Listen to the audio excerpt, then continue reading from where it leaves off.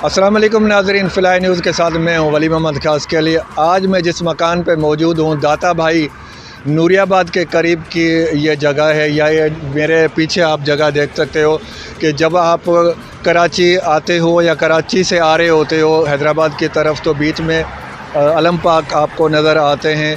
इनकी हकीकत क्या है, उनके जो गादी नशीन वो हमारे साथ मौजूद है, उनसे बात करते हैं कि वो इनके बारे में क्या कहते हैं। अस्सलाम वालेकुम। वालेकुम अस्सलाम। छा नालो आहे तव्हांजो? सर मुंहिंजो नालो अली फ़कीर आहे। जी, छा चवंदो?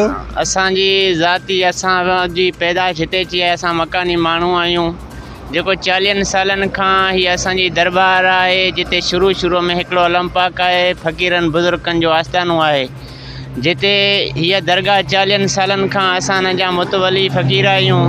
हर एक खे दुआ ॾींदा आहियूं। जेको हर माण्हू जंहिंखे बि मन्नत पूरी छंदी आहे उहो पंहिंजो हिते अलम पाक लॻाईंदो आहे। गादी आबास अल्लाह जे सदके उन्हनि जो वसीलो उन्हनि खां ज़ाहिरी ॿुधंदो आहे त हीअ असांजी पुराणी बैठक आहे, इमाम बारगाह आहे, जिते दुनिया जा कम छंदा आहिनि। असां वटि ही असांजो भाउ मीडिया वारो बि असां वटि पुनी असां खां पुछा करे थो त बाबा छा तहसीलत आहे। असां उन्हनि खे हक़ीक़त तहसील इहा ॿुधायूं त हिते जेको बि मन्नत करे वेंदो आहे उन्हनि जी गादी आबास मन्नत पूरी कंदो आहे। इहा इमाम बारगाह हिन जा असुल असां मुतवली फ़क़ीर आहियूं। मुंहिंजो नालो अली फ़क़ीर आहे। हिते जेको तव्हां मौजो तव्हांखे आहे को यादि? त साईं हिते मौजदा काफ़ी मौजदा थिया पिया आहिनि, अञा छंदा पिया आहिनि। हिते अहिड़ो मौजदो के अहिड़े माण्हू खे ॾेखारियो वेंदो आहे जेको अहिड़ो को माण्हू हूंदो आहे जंहिंखे मौजदा बि ॾेखारिया वेंदा आहिनि। हर ॻाल्हि आहे। ही क़दीमी दरगाह आहे, फ़क़ीरनि जो आस्थानो आहे, बैठक आहे।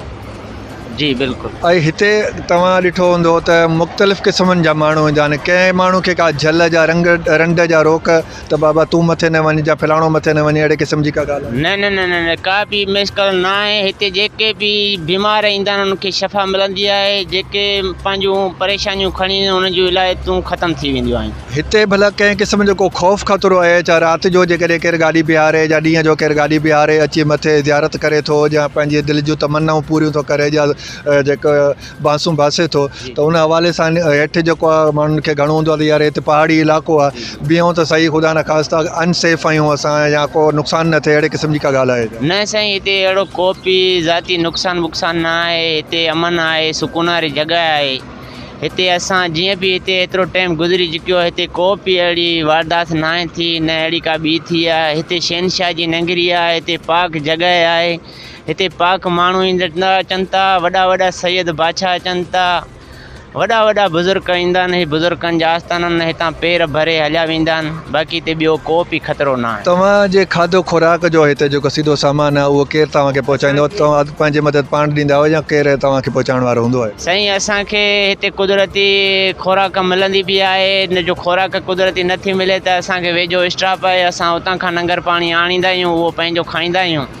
ॿियो अहिड़ा ई के मोमिन माण्हू आहिनि जेको माना 150, 10, 20 असांखे लंगर ॾेई वेंदा आहिनि। असां उहो इस्तेमालु कंदा आहियूं, साईं जे कमकार में बि लॻाईंदा आहियूं, पंहिंजे बच्चन खे बि खाराईंदा आहियूं। बड़ी मेहरबानी नाज़रीन, बिल्कुल सही फरमा रहे हैं कि जैसा आप स्क्रीन पे देख भी रहे हैं कि मैं यहाँ पे जैसे एंटर हुआ तो सुबह का टाइम था, ये लोग चाय नाश्ता कर रहे थे। अपनी चाय की सबील इन लोगों ने मुझे करवाई। बिल्कुल मेहमान नवाज लोग हैं, और यहाँ पे जो आता है हस्बे मामूल इनके पास जो भी ऑलरेडी तैयार होता है तो वो खिला देते हैं। और ये हकीकत है इस मज़ार की और इन अलम पाकों की। ये जो थी असल हकीकत हमने आपको बताई। जी।